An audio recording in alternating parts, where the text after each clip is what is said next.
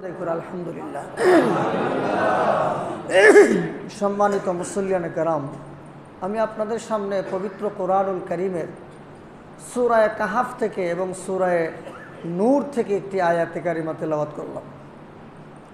সূরা নূরের ৫৫ নম্বর আয়াতে কারিমা আপনাদের সামনে তেলাওয়াত করলাম। এই যে সূরা নূর, এই সূরাটি হলো ১৮ নম্বর পারায় অবস্থিত। এই সূরাটা এত গুরুত্বপূর্ণ, এই সূরার ব্যাপারে হযরত উমর রাদিয়াল্লাহু আনহু বলেন, আল্লিমু নিসাআকুম সূরাতান নূর।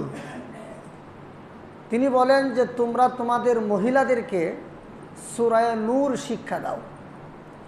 সূরা নূর এমন একটি সূরা, যেই সূরার মধ্যে আম্মাজান হযরত আয়েশা সিদ্দিকা রাদিয়াল্লাহু আনহা ওনার চরিত্রের সার্টিফিকেট আল্লাহ দিয়েছেন। আম্মাজান হযরত আয়েশা রাদিয়াল্লাহু আনহার চরিত্রের সার্টিফিকেটের বর্ণনা দিতে গিয়ে আল্লাহ 10টা আয়াত ওনার শানে নাজিল করছেন। তাইলে যেই মহিলার চরিত্রের সার্টিফিকেট দিয়া উনি একজন চরিত্রবান মহিলা, আদর্শবান মহিলা, এই কথার বিবরণ দিয়ে আল্লাহ কোরআনে 10টা আয়াত নাজিল করছেন। এই মহিলাটা কি সাধারণ কোনো মহিলা?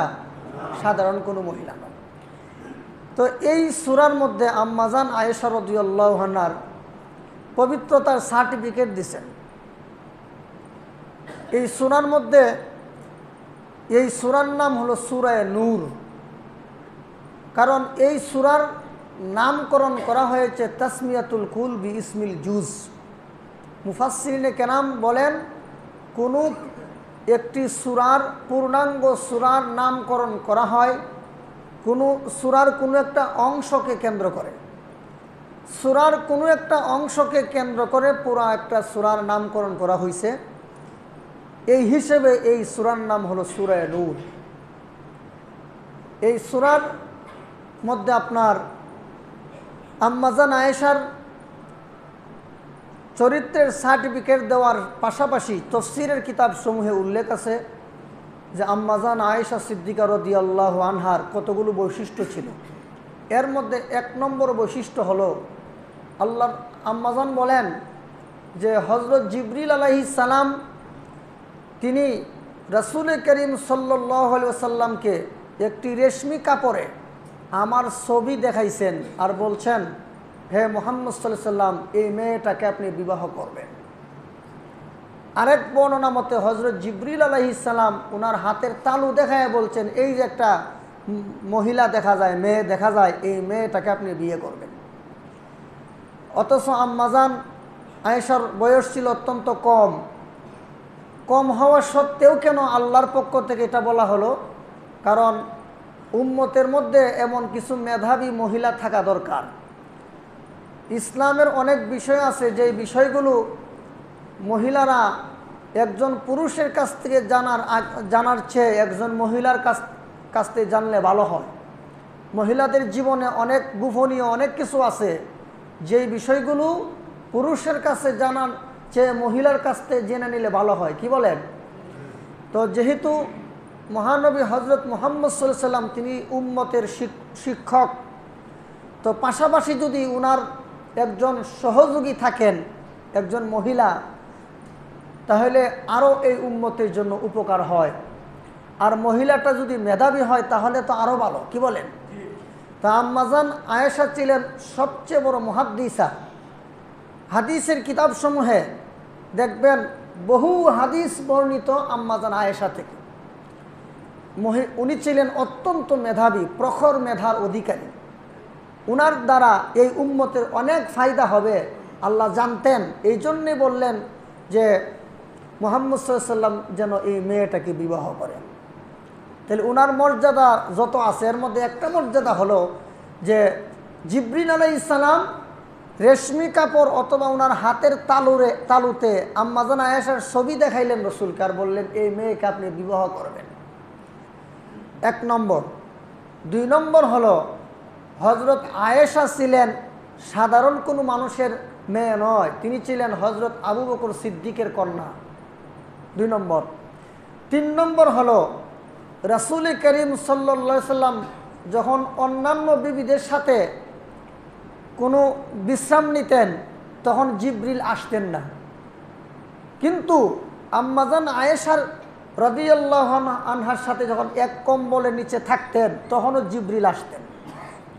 তাহলে এর দ্বারা আম্মাজান আয়েশার ফজিলত প্রমাণিত হয়, শ্রেষ্ঠত্ব প্রমাণিত হয়।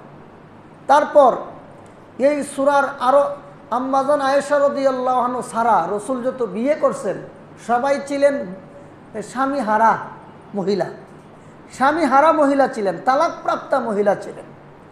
শুধুমাত্র আম্মাজান আয়েশাকে তিনি কুমারী নারী হিসেবে বিবাহ করছেন। এটাও আম্মাজান আয়েশার একটা শ্রেষ্ঠত্ব এবং মাহাত্ম্য। আম্মাজান আয়েশা রাদিয়াল্লাহু আনহা ওনার অনেক ফজিলতের কথা এই সূরার মধ্যে আছে। আমার আলোচনার বিষয় এগুলো না, বরং আমি আপনাদের সামনে পবিত্র কুরআনুল কারীমের সূরা নূরের 55 নম্বর আয়াতে কারিমা নিয়ে কিছু কথা বলব। এই সূরার 55 নম্বর আয়াতে মহান আল্লাহ তাআলা দুনিয়াবাসী মুসলমানদেরকে আল্লাহ কয়েকটা ওয়াদা দান করছেন। এর মধ্যে একটা ওয়াদা হলো আল্লাহ তাআলা বলেন, সারা পৃথিবীতে মুসলমান তোমাদের ধর্মটাকে, ইসলাম ধর্মটাকে সারা পৃথিবীতে আমি আল্লাহ প্রচার প্রসার করে দেব। সারা পৃথিবীতে ইসলাম ধর্মকে আল্লাহ প্রচার প্রসার করে দেবেন, এক নম্বর। দুই নম্বর হলো যে সারা পৃথিবীতে মুসলমানদেরকে নিরাপত্তা দান করবেন। সারা পৃথিবীতে মুসলমানদেরকে কি দান করবেন? নিরাপত্তা দান করবেন। তিন নম্বর হলো সারা পৃথিবীতে আল্লাহ তাআলা মুসলিম জাতিকে, সারা পৃথিবীতে মুসলমানদেরকে মানে ক্ষমতা দান করবেন, রাজত্ব দান করবেন। সারা পৃথিবীর ক্ষমতা আল্লাহ মুসলমানদের হাতে দান করবেন। কয়টা ওয়াদা? কয়টা? 5টা ওয়াদা নাকি? কয়টা ওয়াদা বলেন? 5টা? কেমন শ্রোতা, সামনে নিয়ে বসলাম তো উত্তর উল্টা পাল্টা তো দিবেনই, কারণ আমরা তো মহব্বতের দৃষ্টিতে মহব্বত নিয়ে মসজিদে আসি না। আর না হয় গত জুমাতে দেখলাম সুবহানাল্লাহ 12টার সময় পুরো মসজিদ ভর্তি। কারণ ওই যে খুব গরম ছিল, বুঝেন না, খুব গরম ছিল, এই জন্য তাড়াতাড়ি কে আগে এসির ভিতরে গিয়ে বসবে ওই মন মানসিকতা নিয়ে মসজিদ 12টার সময় ভর্তি। তো আজকে জিজ্ঞেস করলাম মুয়াজ্জিন সাহেবরা যে আজান যে দিয়ে আসছো মুসল্লি কয়জন আছে? হুজুর অর্ধেক। বাকি অর্ধেক গেল কই? 1.5 পলাইছে। যখন আজান দেওয়া হয় তখন অর্ধেক মসজিদ খালি ছিল। তো গত জুমাতে যে মুসল্লিগুলো ছিল ওরা কি দেশে চলে গেছে নাকি? সরকারি কোনো ছুটি, ঈদের বন্ধ চলতেছে না, তো এরা কোথায় আছে? এরা মনে করতেছে যে আজকে তো ঠান্ডা আছে, গেলাম কি এক জায়গার মধ্যে জায়গা হইলেই চলে। জোরে কোন ঠিক কিনা? আচ্ছা, আরেকটা মজার কাহিনী শোনাই। আজকে তো ফজরের নামাজে দেখলাম 2 কাদা, এর আগের শুক্রবারে ফজরের নামাজে পুরা মসজিদ ভর্তি। চিন্তা করলাম কারণটা কি?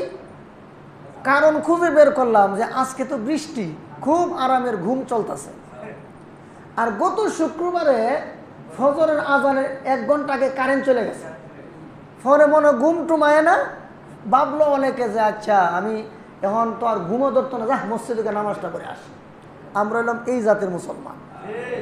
এই জন্য তো কত নম্বর বললাম মনে নাই। সাহাবায়ে কেরাম রিদওয়ানুল্লাহি তাআলা আলাইহিম আজমাইন নবীর দরবারে না খাইয়া পড়ে থাকতেন। হযরত আবু হুরায়রা রাদিয়াল্লাহু আনহু ক্ষুধার যন্ত্রণা ছটফট করতেন, এরপরও রাসূলের দরবার ছাড়তেন না। এই জন্য হযরত আবু হুরায়রার নাম বর্ণনা করলে, এই জন্য হযরত আবু হুরায়রার নাম বর্ণনা করলে রাদিয়াল্লাহু আনহু বলতে হয়। এমন কোনো কিতাব নাই যেই কিতাবের প্রায় প্রত্যেক পৃষ্ঠাতে হযরত আবু হুরায়রার নাম। কেন? হযরত আবু হুরায়রা রাদিয়াল্লাহু আনহু তিনি রাসূলের দরবারে এমনভাবে এলেম শিখতেন, আল্লাহ মা পর্যন্ত ওনাকে তারাই দিছে যে তুই আমার দরবারে আসিস না, তুই মুসলমান হয়ে গেছিস, তুই মুহাম্মদের দরবারে যাস কেন? হ্যাঁ, তারপরে এইভাবে অনেক টর্চার নির্যাতন করার পরও রসুলের দরবার ছাড়ে নাই, ইমান শিখার জন্য, হাদিস শিখার জন্য। আর আমরা সুযোগ পাইলে আমরা আসি, এলেম শিখি। এজন্য ভাই, আমরা আসলে যেই তালের মুসলমান, এই রকমের ইমান আর এই রকমের আমল দিয়া জান্নাতের গেটে সামনে যাইতে পারতাম না। যাই হোক, সম্মানিত হাজিরিন, আমরা আসলে দিলের কান দিয়া শুনব এবং কথাগুলো আমল করার চেষ্টা করব যে আমরা মুসলমান জাতি, আমরা তো একসময় সারা পৃথিবী শাসন করছিলাম, একসময় সারা পৃথিবী আমাদের দখলে ছিল। হজরত মানে বাইতুল মুকাদ্দাস আমাদের দখলে ছিল, স্পেন আমাদের দখলে ছিল, সমরকন্দ, বুখারা, রাশিয়া এগুলো আমাদের দখলে ছিল। হ্যাঁ, সারা পৃথিবীতে ছিল। এই ভারত উপমহাদেশ 800 বছর পর্যন্ত মুসলমানরা শাসন করছে। কারা শাসন করছে? মুসলমানরা শাসন করছে। আজকে ভারতের শাসন ক্ষমতা কার হাতে? কুফরিতন্ত্রের হাতে। বাংলাদেশ বলেন, পাকিস্তান বলেন আর ইন্ডিয়া বলেন, তিনও দেশের শাসন ক্ষমতা কি মুসলমানদের হাতে? ইসলামী শাসন ব্যবস্থার উপরে আছে নাই? বাংলাদেশ বলেন, পাকিস্তান বলেন আর ভারত বলেন। অথচ এক সময় বাদশাহ আলমগীর তিনি এই পৃথিবী, এই ভারত উপমহাদেশ শাসন করছেন। এত বড় আল্লাহওয়ালার বুজুর্গ ছিল বাদশাহ আলমগীর রহমাতুল্লাহ আলাই। উনি এত বড় বুজুর্গ ছিলেন, উনি আলেমদের জুতা ঠিক করতেন। কার জুতা ঠিক করতেন? আলেমদের জুতা ঠিক করতেন।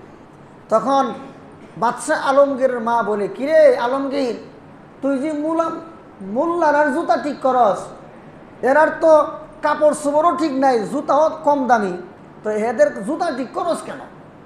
তুই বাদশাহ, তোর বাপ বাদশাহ, তোর দাদা বাদশাহ ছিল, এত বড় ক্ষমতাবান হইয়া এই মৌলবীর জুতা ঠিক করস কেন?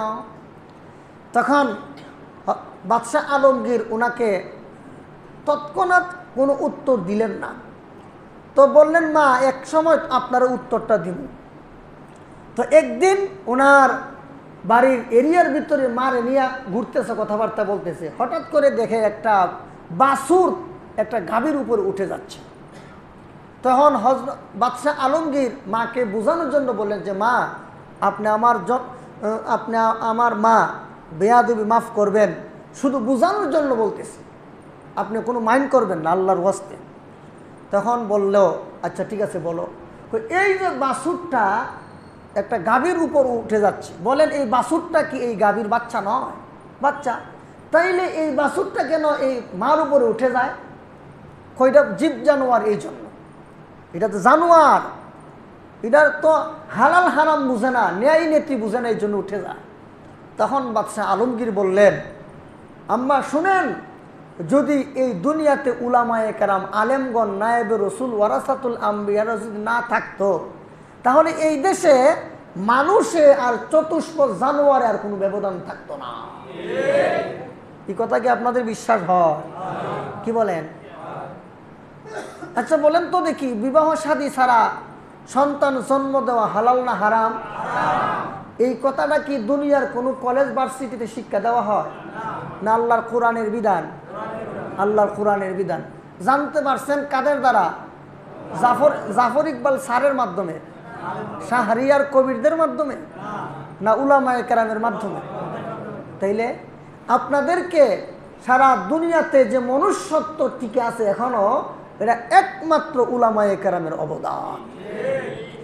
আলেম যদি না থাকে, মনে করেন সব আলেমরে ফাঁসি দিয়ে মেরে ফেললো, তাইলে দেখবেন কয়েক বছর যেতে না যেতে এই দেশে আর মানুষের, পশুর মধ্যে কোনো ব্যবধান থাকবে না। আজকে আলেমরা আপনাদেরকে জুমার বয়ানে, জুমার সময় বয়ান করে বোঝায়, তবলিগওয়ালারা তবলিগের মাধ্যমে বয়ান করা বোঝায়, পীর সাহেবরা খানকাতে নিয়া হারামখোর, নেশাখোর, খুনি অপরাধীদেরকে নসিহত করে বোঝায়। বিভিন্নভাবে আলেমরা আপনাদেরকে বুঝাইতেছে যে এটা হালাল, এটা হারাম, এটা করা যাবে না, এটা করা যাবে, এটা মনুষ্যত্ব, এটা পশুত্ব, এগুলো আলেমরা আপনাদেরকে বোঝায়। যদি না বুঝাইতো, আরে বুঝানোর পরেও তো আমাদের এই অবস্থা, বুঝানোর পরেও তো এই অবস্থা। মনে করেন এখানে যারা নিয়মিত আমার বয়ান শুনতেছেন, বা এই শুক্রবারে যারা আসেন মসজিদে, মোটামুটি এলাকার সবাই আসে, এই তো বয়ানের মধ্যে বলা হচ্ছে হালাল খাবেন, হারাম খাবেন না, সুদ খাবেন না, ঘুষ খাবেন না। মনে করেন কি সুদ ঘুষ খাওয়া বন্ধ হয়ে গেছে? বয়ান করার পরেও তো মানুষ বন্ধ করছে না, অন্যায় কাজ বন্ধ করছে না। আর বয়ান বন্ধ হয়ে গেলে যে কি অবস্থা হইতে না আল্লাহ ভালো জানে। সম্মানিত হাজরিন, এর জন্য বাদশাহ আলমগীর বললেন যে এরা যদি দুনিয়াতে সমাজে না থাকতো তাহলে মানুষে আর চতুষ্প জানোয়ারে কোনো ব্যবধান থাকতো না। দেখবেন এই যে একটা হাত, আমার এই হাতটা দেখাইলাম, বাম হাতের মধ্যে কয়টা আঙ্গুল? 5টা আঙ্গুল। দেখবেন এই আঙ্গুলটা যদি না থাকে বাকি 4 আঙ্গুল দিয়ে চলে কিনা? এটা মাথা লারাজ, কিছু বুঝস? মাথা লারাজ দেন। এই আঙ্গুলটা যদি না থাকে বাকি 4 আঙ্গুল দিয়ে চলবে নি? চলবে? কাজ সারান যেত না? দেখেন এদিকে তাকায় দেখেন, কাজ সারা যাবে। যদি এটাও না থাকে এরপরও চলবে, যদি এটাও না থাকে এরপরও চলবে। এটাও যদি না থাকে, এই বৃদ্ধা আঙ্গুল যদি থাকে এটা দিয়েও মোটামুটি চলে, একটা কিছু করা যায়। কিন্তু এই 5টা আঙ্গুলের মধ্যে বৃদ্ধা আঙ্গুলিটা, এটা দেখতেও একটু অন্যরকম দেখা যায়। তার বাড়িটাও এদের বাকি 4 আঙ্গুল থেকে কি আরো দূরে। এই 5টা আঙ্গুল ধরেন একটা সমাজ, এই 5 আঙ্গুলের সমাজের মধ্যে বাকি 4 আঙ্গুলের সমাজ হইলে একরকম, আর বৃদ্ধা আঙ্গুলের সমাজটা হইল আরেক রকম। এটা দেখতেও অন্যরকম দেখা যায়, বাড়িটাও অন্য 4 আঙ্গুলের চেয়ে দূরে। কিন্তু এই 5 আঙ্গুলের মধ্যে যদি 4 আঙ্গুল নাও থাকে এরপরও বৃদ্ধা আঙ্গুল দ্বারা কিছু একটা করা যাবে। কিন্তু বৃদ্ধা আঙ্গুলে যদি না থাকে, আপনি দেখেন তো এটা না তাহলে আপনি লবণ লইতে পারবেন নি? লবণ লইতে পারবেন নি? একটা চামচ ধরতে পারবেন নি? এটাকে কাটা চামচের মতো হয়ে যাবে, ব্যবহার করতে পারবেন না। যেমনভাবে এই 5 আঙ্গুলের সমাজ, 5 আঙ্গুলের মধ্যে বৃদ্ধা আঙ্গুলি, এটা যদিও দেখতে অন্যরকম দেখা যায়, তার বাড়িটাও অনেক দূরে, হ্যাঁ, বাকি 4টার সাথে তার কোনো মিল নাই। ঠিক তেমনিভাবে আলেমদেরকে দেখতেও সাধারণ মানুষের চেয়ে অন্যরকম লাগে। তারপরে আলেমদের চলাফেরা সব কিছু সাধারণ অন্যান্য মানুষের চেয়ে অন্যরকম। কিন্তু যেমনভাবে এই বৃদ্ধাঙ্গুল ছাড়া বাকি 4 আঙ্গুল চলতে পারে না, অচল, ঠিক তেমনিভাবে আলেম ছাড়া মুসলমানের সমাজ অচল। সম্মানিত হাজিরিন, এজন্য ওই যে আন্দোলন চলছে আমাদের দেশে, অনেক মুনাফিক আছে, মৌলবীরা নামে না কেন আন্দোলনে? মৌলবীরা নামে না কেন? মৌলবীরা নাম তো কেন? মৌলবীরা দোয়া করতেছেন, আমরা দোয়া করতেছি না? আমরা তো দোয়া করি সবসময়। আলেমরারে উস্কানি দিয়ে নামাইবা, পরে সারা পৃথিবীর মিডিয়ার মধ্যে তুলে ধরবো এরা সব জঙ্গি। হ্যাঁ, কারণ দাঁড়িয়ে টুপি থাকলেই তো জঙ্গি, আর কিচ্ছু লাগে না। আলেম করে উস্কানি দিয়ে নামাইয়া পরে কি করবা? মাঠ সাইডে চলে যাইবা। পরে আলেমদেরকে মানে এখন যেভাবে মারছে আরো বেশি মারবো, তারপরে সারা পৃথিবীতে প্রচার করবো যে এরা জঙ্গি। কি বলেন? এত উস্কানি দিয়েন না। আমরা চাই দেশের এই দুরবস্থা শিথিল হোক, থামুক, কিন্তু এটা আমাদের কর্মের ফলাফল। আমাদের কর্মের ফলাফল হলো এই সমস্ত অঘটনগুলো। সম্মানিত হাজিরিন, যাই হোক, বলতেছিলাম যে আজকে আমাদের সমাজ আমরা কোথায় গিয়ে দাঁড়িয়েছি। আজকে সারা পৃথিবী এক সময় মুসলমানরা শাসন করত, কিন্তু আজকে আমরা এমন হয়ে গেছি যে আমরা এখন দাসত্বের শিকলে আবদ্ধ। আজকে দাসত্বের শিকলে আমরা আবদ্ধ। আজকে আমরা শাসন ব্যবস্থা আমাদের হাতে থাকবে দূরের কথা, সারা পৃথিবী থেকে আজকে ইসলামী শাসন ব্যবস্থা বিলুপ্ত হয়ে গেছে। কি বলেন? হয়ে গেছে না? কোন দেশে ইসলামী শাসন ব্যবস্থা আছে? আমাদের দেশের শাহরিয়ার কবিরে কয় যারা ইসলামী আইন বাংলাদেশে চায় ওরা পাকিস্তান চলে যাক, আফগানিস্তান চলে যাক। শাহরিয়ার কবিরে কয়, কথা বুঝছেন? আচ্ছা, আপনারা বলেন তো দেখি, পাকিস্তান কি কোরআনের আইনে চলে? কোরআনের আইনে পাকিস্তান চলে? তো কোরআনের আইনে যদি পাকিস্তান চলতো তখন যদি বলা হতো যারা বাংলাদেশে কোরআনের আইন চাও তোমরা পাকিস্তান চলে যাও, এই কথাটা বললে খাটতো। কিন্তু পাকিস্তান তো কোরআনের আইনে চলে না, বরং পাকিস্তানের অনেক আইন আছে যেটা বাংলাদেশে এখনো চলে। কথা বুঝছেন? পাকিস্তানের অনেক আইন বাংলাদেশে এখনো চলে। যেমন কোনো মানুষকে ক্ষমা করার মালিককে আল্লাহ। কিন্তু বাংলাদেশের আইনে এখনো আছে যে কোনো খুনি যদি খুন করার পরে তার ব্যাপারে যদি ফাঁসির রায় হয়ে যায় আর প্রেসিডেন্ট যদি তাকে ক্ষমা ঘোষণা করে দেয়, তাহলে এই ক্ষমা কি হয়ে যাবে? এক। এখন বলেন, খুনিকে খুনি করা, খুনিকে ফাঁসিতে ঝুলায় হত্যা করে, এটা আল্লাহর বিধান। কেউ যদি খুন করে, একজন মানুষ যদি আরেকজন মানুষকে অন্যায়ভাবে খুন করে, তাইলে যে খুন করলো ইসলাম বলে যে তাকে প্রাণদণ্ড দাও। আল্লাহ বলেন, ওয়ালাকুম ফিল কিসাসি হায়াতুন ইয়া উলিল আলবাব। আল্লাহ তাআলা বলেন কিসাসের মধ্যে মানব জাতির হায়াত নিহিত। অর্থাৎ একটা সন্ত্রাসীকে যদি ফাঁসিতে ঝুলায় হত্যা করা হয়, তখন এই সন্ত্রাসী দুনিয়াতে বেঁচে থাকলে তো আরো অনেকগুলো মানুষ মেরে ফেলতো, কি বলেন? এখন তাকে যদি হত্যা করা হয়, তার যদি কিসাস নেওয়া হয়, তাইলে সে কি আর অন্য কোনো মানুষ মারার সুযোগ আছে? তাইলে খুনিকে খুন করলেই, হত্যা করলেই বাকি অনেক মানুষ তার এই হত্যা থেকে বেঁচে যাবে। এজন্য আল্লাহ বলেন কিসাসের মধ্যে রয়েছে মানুষের প্রাণ। অর্থাৎ খুনিকে যদি তার কিসাস স্বরূপ যদি তাকে মেরে ফেলা হয়, তাহলে এই খুনির কারণে আর কোনো মানুষ দুনিয়াতে প্রাণ হারাবে না। তো আল্লাহর বিধান যদি কার্যকর করা হতো যে কেউ যদি খুন করো তোমাকেও খুন করা হবে, তাইলে কি এই দেশে আর কোনো খুন হইতো? তা আমাদের দেশে কি আছে? প্রেসিডেন্ট যদি সাধারণ ক্ষমা ঘোষণা করে তাহলে সে মাপ পেয়ে যাবে। এটা বাংলাদেশি আইন নয়, এটা পাকিস্তানি আইন। এটা কি আইন? সুতরাং শাহরিয়ার কবির যে বলল যে যাওগা পাকিস্তান, এখন আমাদেরকে বলতে হয় বাংলাদেশে তো পাকিস্তানের আইনও চলে, সুতরাং তোমরা পাকিস্তান যাও। কি বলেন? যৌক্তিকতা আছে কিনা? আচ্ছা, এরপরে আল্লাহর কোরআন বলে কোন ব্যক্তি যদি আল্লাহর কোরআন বলে যে নাতি দাদার সম্পত্তি পাবে না, নাতি দাদার সম্পত্তি পাবে না, তবে দাদা এই নাতির জন্য কিছু ওসিয়ত করে যেতে পারবে যে আমার নাতিটারে দিয়ে দিও।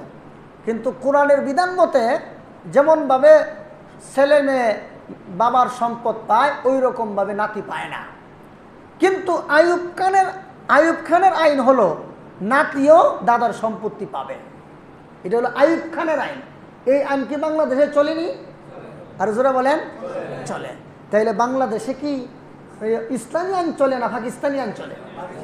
তাহলে এই নাস্তিকরা যে বলে যে পাকিস্তান চলে যাও, আমরা পাকিস্তান যাবো কেন? তোরা পাকিস্তান যা। সম্মানিত হাজিরিন, এই জন্য সারা পৃথিবীতে আজকে আমরা এমন একটা অবস্থার মধ্যে আছি। দেখেন আজকে আমাদের শাসন ব্যবস্থা দুনিয়াতে নাই, আজকে আমাদের ইসলাম দুনিয়াতে বিদায়ের পথে।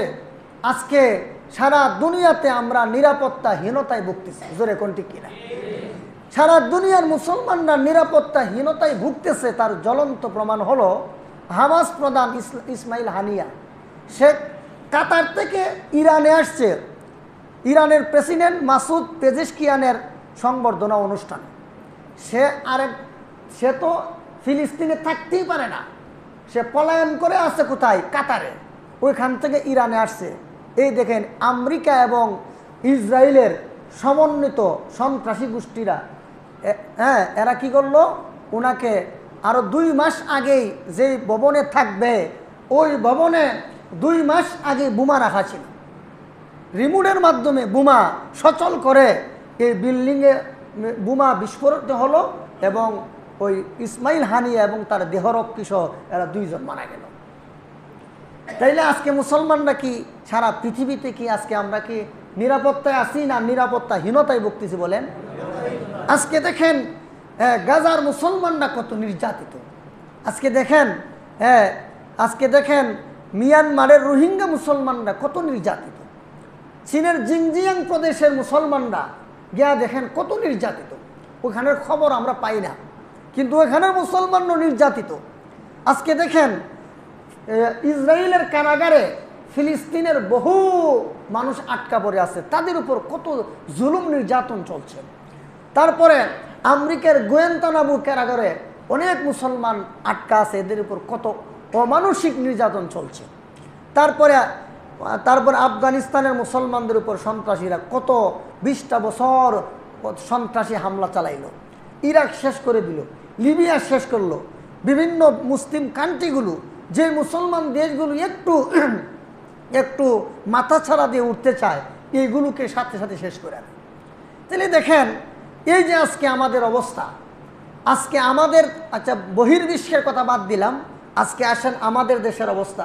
আচ্ছা বলেন, আমরা এই দেশের সংখ্যাগরিষ্ঠ মুসলমান না? কি বলেন? আমরা আওয়ামী লীগ বলেন, বিএনপি বলেন, জাতীয় পার্টি বলেন, জামাত ইসলামী বলেন, হ্যাঁ ইসলামী আন্দোলন বলেন, খেলাফত মজলিস বলেন, ইসলামী ঐক্যজোট বলেন, হ্যাঁ যত আছি আমরা ইসলামিক রাজনৈতিক দল বা অনইসলামিক রাজনৈতিক দল আমরা যারা আছে, আমরা তো সবাই মোটামুটি মুসলমান না? কি বলেন? আমরা তো মুসলমান। তারপরে এদেশের পুলিশ বলেন আর সাধারণ মানুষ বলেন, আর্মি বিডিআর যাই বলেন, আমরা সবাই মুসলমান। মুসলমান এক মুসলমান আর এক মুসলমানের কাছে পাওনা আছে না? কি বলেন? পাওনা আছে। এক হাদিস আল্লাহ রসুল বলেন, মুসলমানকে মারা তো দূরের কথা, গীবত করা তো দূরের কথা, মানুষকে রক্ত ঝরানো তো দূরের কথা, বরং একজন মুসলমানের দিকে যে অস্ত্র দেখায়, শুধু অস্ত্রটা দেখাইল, গালিও দিল না, রক্তপাতও ঘটাইল না, গীবতও করলো, শুধু অস্ত্রটা দেখাইল, রসুল বলেন সে আমার উম্মত নয়। সে আমার কি নয়? উম্মত নয়। তাহলে আজকে আমরা দেশে কি ভয়ঙ্কর পরিস্থিতি বিরাজ করতে আমাদের দেশে, মনে হয় যেন এই দেশটা আমরা একজন আরেকজনের এমন শত্রু হয়ে গেছি, এক দল আরেক দলের নামও সহ্য করতে পারে না, এক দল আরেক দলকে দেখতেই পারে না, বিভিন্ন ধরনের ট্যাগ লাগায়, এরা কয় হেরা সন্ত্রাসী, হেরা কয় হেরা সন্ত্রাসী। তারপরে কি এক সমস্যা, রাজাকার ইডা হিডা। আচ্ছা ভাই বলেন, আমরা কি সবাই লা ইলাহা ইল্লাল্লাহ বিশ্বাস করছি না? আমরা লা ইলাহা ইল্লাল্লাহ মুহাম্মাদুর রাসূলুল্লাহ এই কালিমার ভিত্তিতে আমরা সবাই এক। আল্লাহ বলেন ওয়াতাসিমু বিহাবলিল্লাহি জামিআ, হে দুনিয়ার মুসলমানরা তোমরা বিচ্ছিন্ন হয়ে যেও না, বিক্ষিপ্ত হয়ে যেও না, তোমরা সবাই সম্মিলিতভাবে আল্লাহর দ্বীনকে আঁকড়ায় ধরো।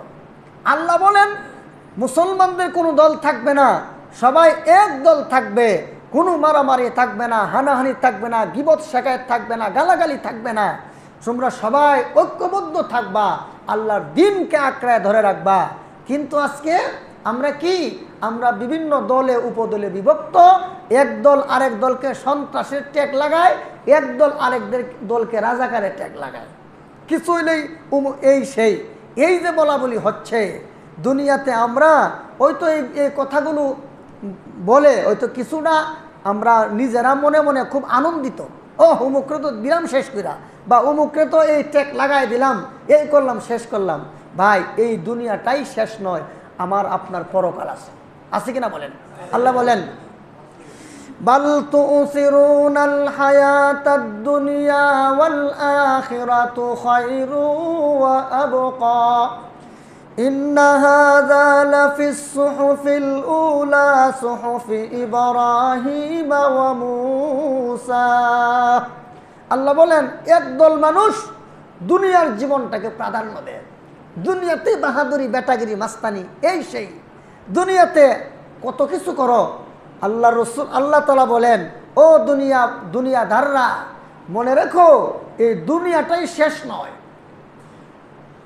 বাল তুসিরুনাল হায়াতাদ দুনিয়া ওয়াল আখিরাতু খায়রু ওয়া আবকা।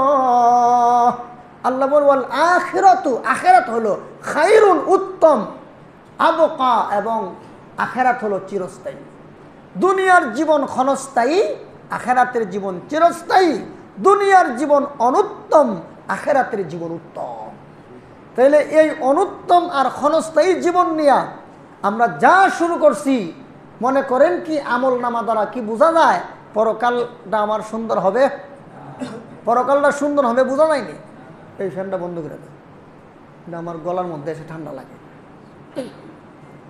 একসাথে 3টা ফ্যান কেন চালাইন লাগবো?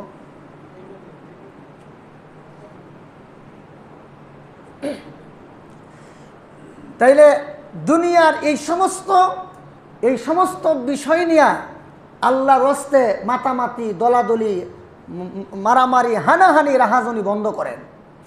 সম্মানিত হাজরিন, এই জন্যে মহান আল্লাহ তাআলা, আমরা ছিলাম এক সময় এই পৃথিবীতে এমন এক জাতি, আমাদের কথা শুনলে সারা দুনিয়ার বেঈমান কাফেররা থরথর করে কাঁপত, আর মুসলমানদেরকে হিসাব করে কথা বলতে হতো। কিন্তু আজকে মুসলমান মানেই জঙ্গি।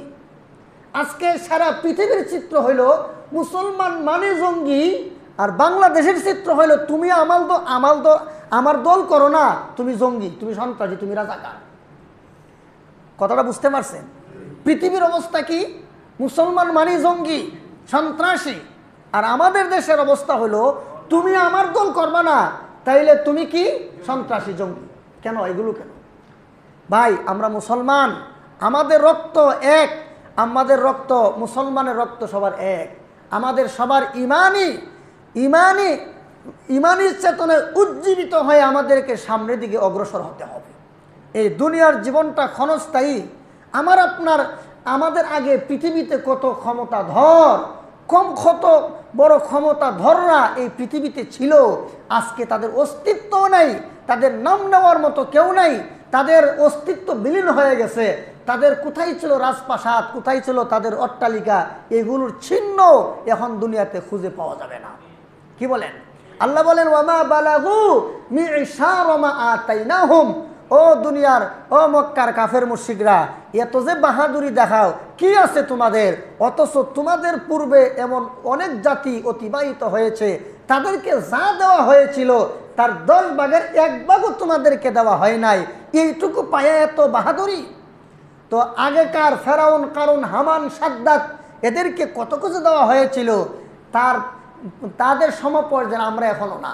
তো দেখেন এরা কোথায়, আর আজকে আমরাও থাকবো না, এই পৃথিবীতে আমরাও থাকবো না।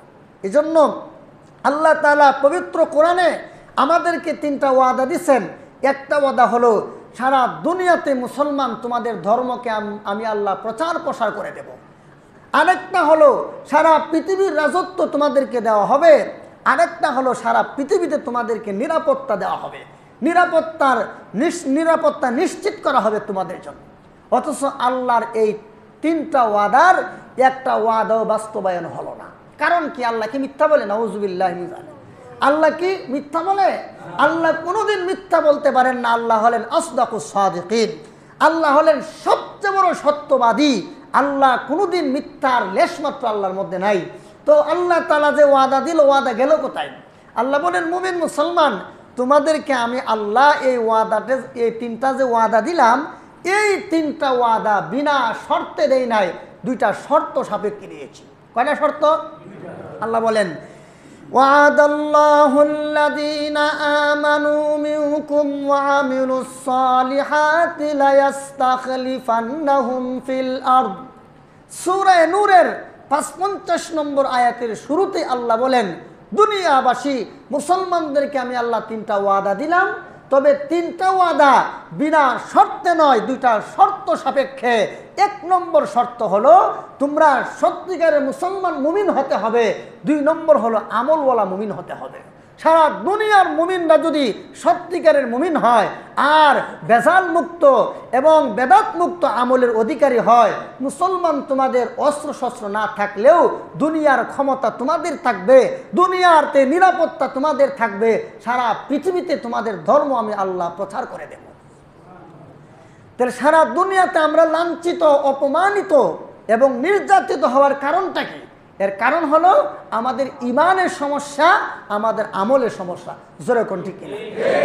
শুধু তা না, বরং আল্লাহ পাক সূরা আম্বিয়ার শেষের দিকে এক আয়াতে বলেন, আল্লাহ বলেন ওয়ালাকাদ কাতাবনা ফিজ জাবুরি মিন বা'দিজ যিকরি আন্নাল আরদা ইয়ারিসুহা ইবাদিয়াস সালিহুন। আল্লাহ তাআলা বলেন, এই কোরআন নাজিলের আগে জাবুর নামক একটা কিতাব নাজিল করেছিলাম। সেই কিতাবেও আমি আল্লাহ একটা বিষয় লিপিবদ্ধ করে দিয়েছিলাম।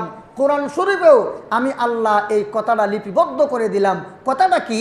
আল্লাহ বলেন, আন্নাল আরদা ইয়ারিসুহা, নিশ্চয়ই ভূমির অধিকারী হবে ইবাদিয়াস সালিহুন, আমার নেককার বান্দারা। আল্লাহ সূরা আম্বিয়ার এই আয়াতে কি বলছেন? ভূমির অধিকারী কারা হবে? আর একটু জোরে বলেন না। ভূমির অধিকারী কে হবে? নেককার বান্দারা। তাইলে আল্লাহ তাআলা বলেন, সারা পৃথিবীতে যত ভূমি আছে সমস্ত ভূমি আল্লাহ তাআলা মুমিন মুসলমানদেরকে দান করবেন। এখানে ভূমি বলতে কি বোঝানো হয়? এই প্রশ্নের জবাবে তাফসীরে জালালাইন শরীফের হাসিয়াতে উল্লেখ আছে, ভূমি বলতে ইবনে আব্বাস রাদিয়াল্লাহু আনহুমা বলেন, ভূমি বলতে আল্লাহ তাআলা বুঝাইছেন হয়তো দুনিয়ার ভূমিও হতে পারে, আখিরাতের ভূমিও হতে পারে। যদি দুনিয়ার ভূমি উদ্দেশ্য হয় তাহলে দুনিয়ার শাসন ক্ষমতা আল্লাহ তাআলা নেককার দিনদার মুমিন মুসলমানদেরকে দান করবেন।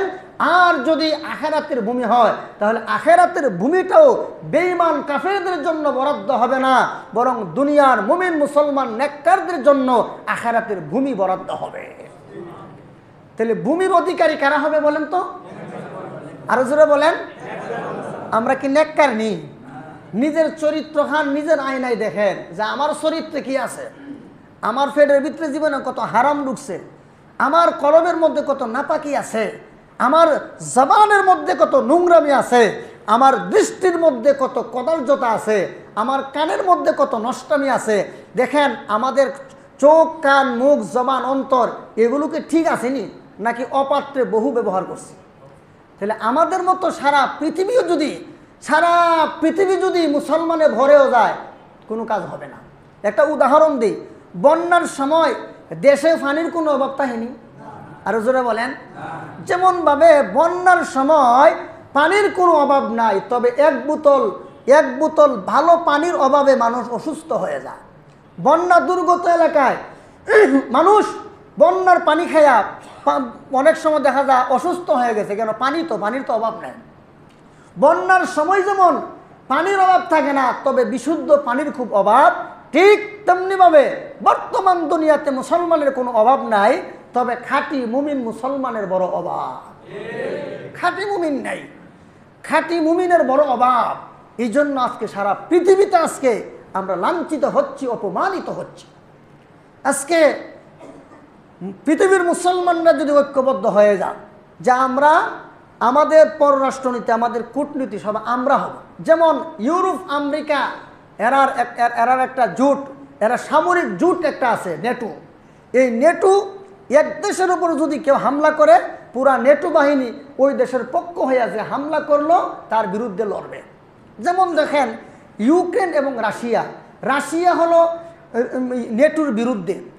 ইউক্রেন নেটোর সদস্য হওয়ার জন্য দৌড়ঝাঁপ শুরু করলো ইউক্রেন, তখনই রাশিয়া সে ইউক্রেনের বিরুদ্ধে যুদ্ধ ঘোষণা করলো আর বলল যে তুমি আমার বাড়ির পাশে, তুমি নেটোর সদস্য হইবা মানে আমার চিরশত্রু, ইউরোপ আমেরিকার শত্রু হইবা, সুতরাং তোমাকে নেটোর সদস্য হতে দেওয়া হবে না, তুমি থাকলে আমার অধীনস্থ হয়ে থাকবা। জোরে কোন ঠিক কিনা?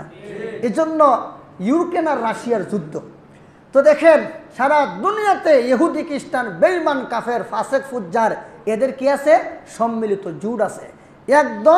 এক দলের উপর আরেক দলে হামলা করলে তাদের দাঁত ভাঙ্গা জবাব দেওয়ার জন্য সবাই প্রস্তুত। ইতিমধ্যেই নেদারল্যান্ডস থেকে ইউক্রেনে যুদ্ধ বিমান পাঠাইছে যে যাও রাশিয়ার লোকে যুদ্ধ করো।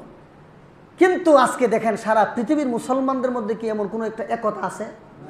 কি বলেন? সারা পৃথিবীর মুসলমানরা যদি আজকে ঐক্যবদ্ধ হতো যে আমরা তেল দিব না, তোমাদেরকে হাতে মারুম না ভাতে মারুম, তাইলে তেল না দিলে চলতে পারবো না ইউরোপ। তেল মুসলমানের সম্পদে সারা পৃথিবী চলে। আজকে যদি মুসলমান তোমরা যদি ঐক্যবদ্ধ হয়ে যেতা, সারা পৃথিবীর সমস্ত ইসলামী শক্তিগুলো ঐক্যমত হয়ে যদি আজকে থাকতো, তাহলে গাজায় মুসলমানদেরকে নির্বিচারে হত্যা করা হতো না। ভাইয়ার আমার, গাজার মুসলমানদের এমন ধ্বংসলীলা আপনারা যদি দেখেন তাহলে আপনি নিজেকে সামাল দিতে পারবেন না।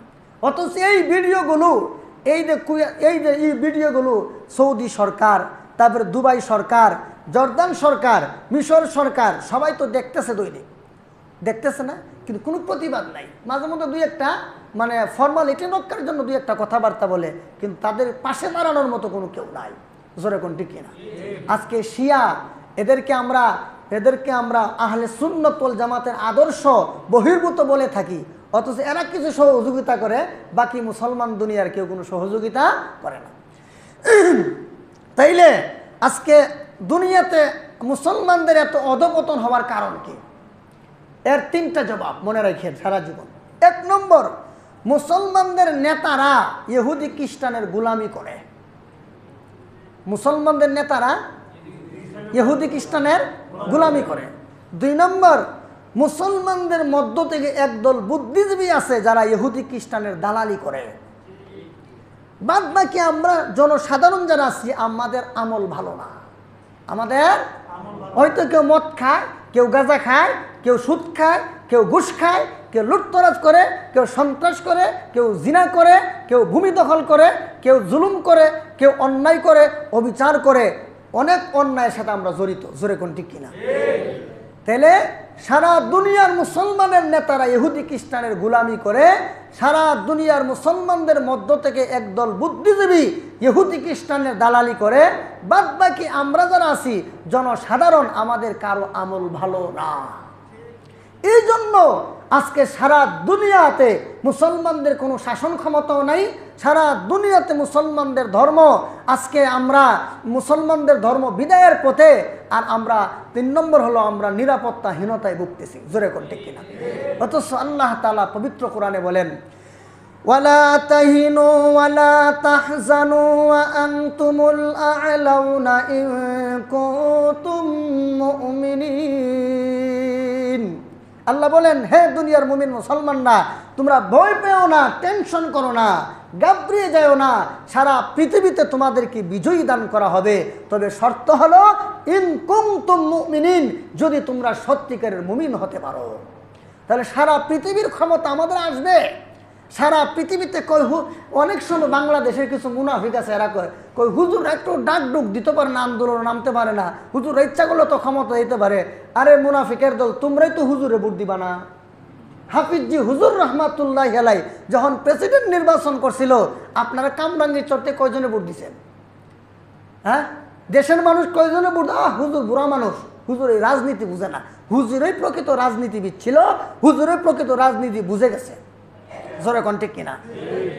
হাফিজজি হুজুর রহমাতুল্লাহি আলাইহি যখন নির্বাচন করেছিল, তখন সারা বাংলাদেশের মধ্যে সবচেয়ে ভোট পেয়েছিল বেশি আমাদের হবিগঞ্জ জেলার বাহুবল থানায়। কথা বুঝছেন? কোন জায়গায়? আপনাদের ঢাকার লোকেরা দেয় নাই। আমাদের হবিগঞ্জ জেলার বাহুবল থানায় সবচেয়ে বেশি ভোট পেয়েছিলেন হযরত হাফিজজি হুজুর রহমাতুল্লাহি আলাইহি। তা আপনারাই তো দেন না। আমার গ্রামের একটা ইতিহাস বলি। আমাদের গ্রামে একজন বিশিষ্ট বুজুর্গ ছিলেন হযরত আল্লামা শরীফউদ্দিন সাহেব রহমাতুল্লাহি আলাইহি। উনারা হাফিজজি হুজুরের সমসাময়িক লোক ছিলেন। হয়তো উনি প্রসিদ্ধি লাভ করে নাই, হাফিজ হুজুর প্রসিদ্ধি লাভ করছেন, কিন্তু উনি অনেক বড় বুজুর্গ ছিলেন। তো মাওলানা শরীফউদ্দিন সাহেব রহমাতুল্লাহি আলাইহিকে গ্রামের লোকজন বলছিল, হুজুর আপনি নির্বাচনে দাঁড়ান, চেয়ারম্যানের নির্বাচনী দাঁড়াইছে।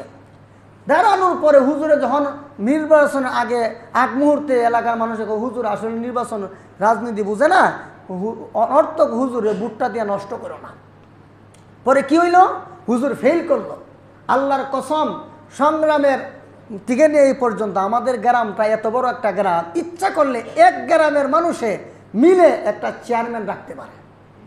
আমাদের পুরা ইউনিয়নের মধ্যে সবচেয়ে ভোট বেশি আমাদের গ্রামে। আমাদের গ্রামে যেমন ভোট বেশি, আলেমের সংখ্যাও বেশি।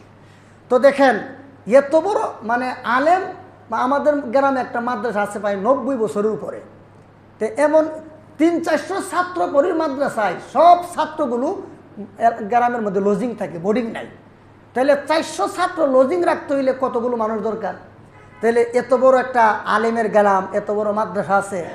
হ্যাঁ, এখন তাহলে দেখেন ওই যে মাওলানা শরীফ উদ্দিন সাহেব রহমাতুল্লাহ আলাই, ওনার সাথে মুনাফিকি করার কারণে গ্রামের মানুষ, এত বড় গ্রাম হওয়া সত্ত্বেও, এত বড় ভোটের গ্রাম হওয়া সত্ত্বেও এই গ্রামে কোনোদিন চেয়ারম্যান আসে নাই। আমি আশাবাদী কিয়ামতের আগেও আসবে না।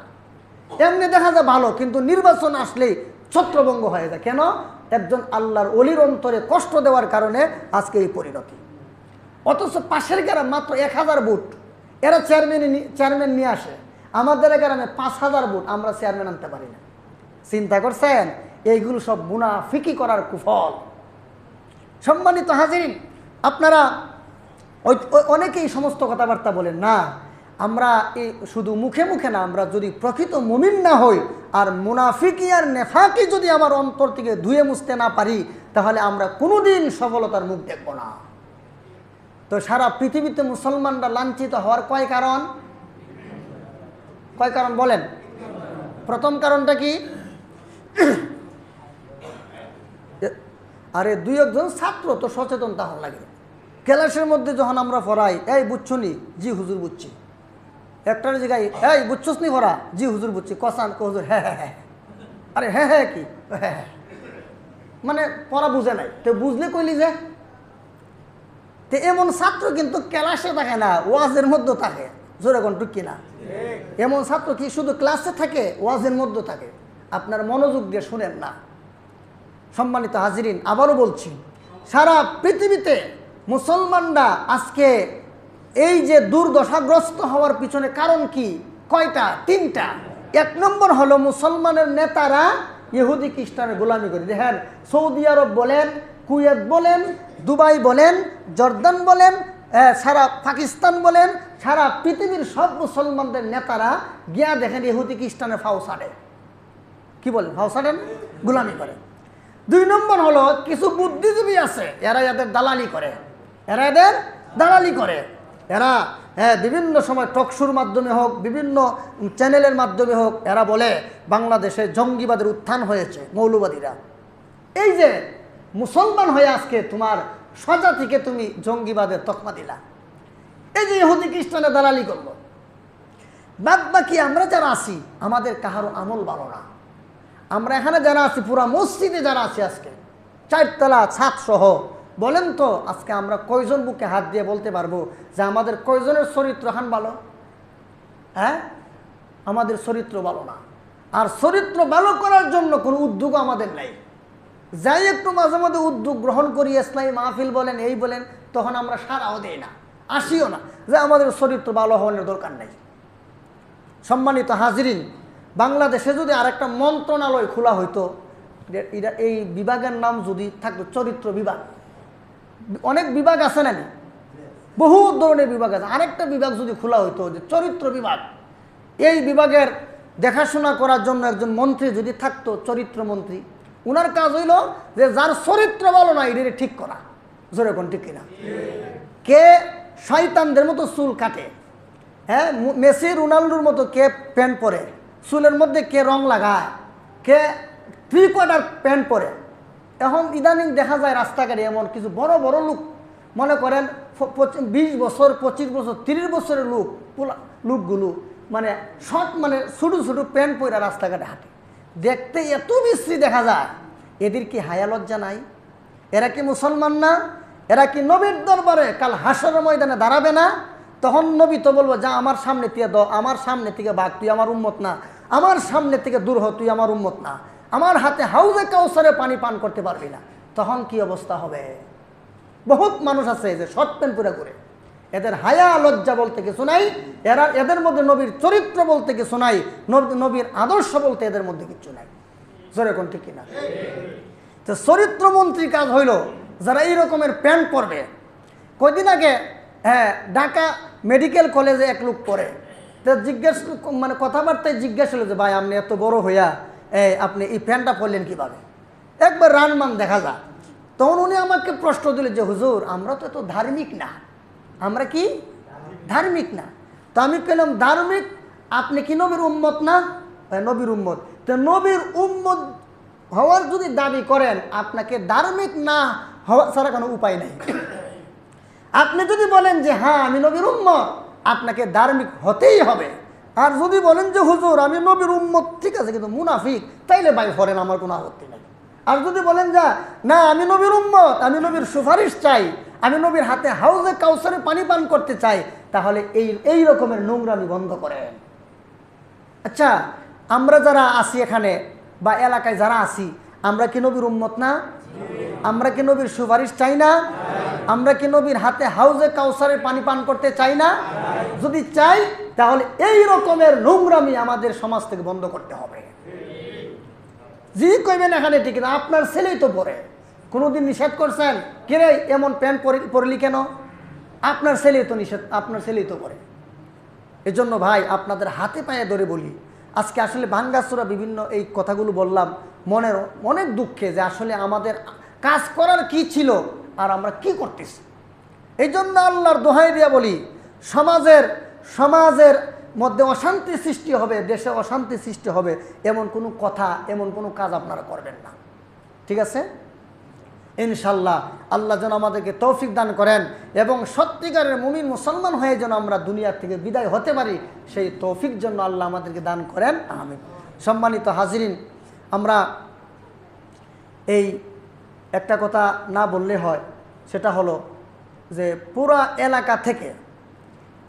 এলাকার প্রত্যেক গলিতে গলিতে, ওই যে বিশেষ করে আপনার ওই 2 নম্বর গলিতে, ওরা একটা 2 নম্বর গলিতে যারা আছে ওনারা একটা, এই পুরা গলির বাড়িওয়ালা যারা আছে এরা একটা কমিটি করছে।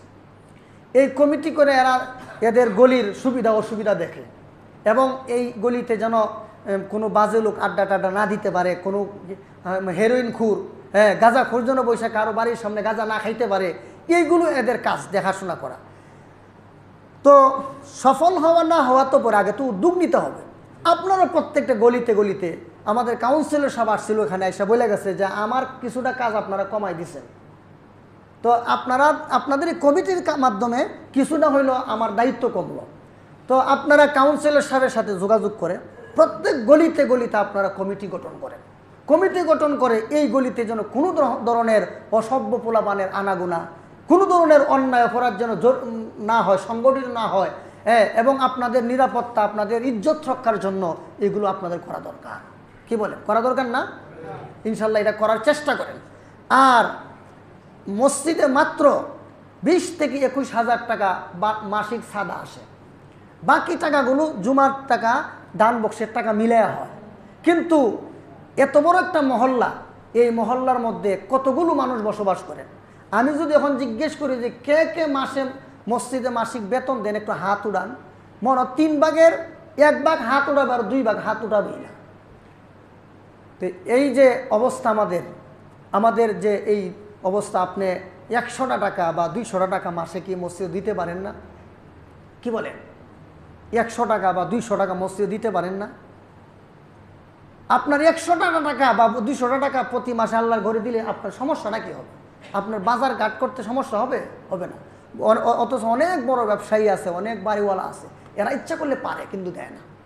এইরকম এই জন্য শোনেন, আল্লাহ রসুল বলেন জাহান্নাম থেকে যদি বাঁচতে চাও, একটা খেজুর আল্লাহ রাস্তায় দান করে হলো বাঁচো। তাইলে জাহান্নাম থেকে বাঁচতে হলে দান করতে হবে, দান করা ছাড়া কোনো বিকল্প নাই। এজন্য আপনাদের কাছে আমি আহ্বান জানাবো, আপনারা ইনশাল্লাহ যারা বাড়িওয়ালা আছেন বা ব্যবসায়িক আছেন, আপনাদেরকে যাদেরকে আল্লাহ সামর্থ্য দিছে, আপনারা প্রত্যেক মাসে 100 হোক 200 হোক মসজিদে মাসিক চাঁদা দিয়ে শরীক থাকবেন। এটা অনেক বড় হয়ে কাল হাসরের ময়দানে আপনার নাজাতের জরিয়া হবে। আল্লাহ তাআলা আমাদেরকে তৌফিক দান করুন, আমিন। সুবহান রাব্বিকা রাব্বিল ইজ্জাতি আম্মা ইয়াসিফুন ওয়া সালামুন আলাল মুরসালিন ওয়ালহামদুলিল্লাহি রাব্বিল আলামিন।